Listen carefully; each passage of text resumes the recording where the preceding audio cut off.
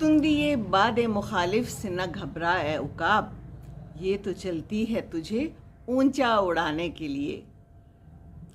एक और दरिया का सामना था मुनीर मुझको, मैं एक दरिया के पार उतरा तो मैंने देखा।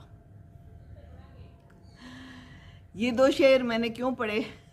ये दोनों शेर मुझे जो है ना, पता नहीं क्यों शादी की याद दिला रहे हैं।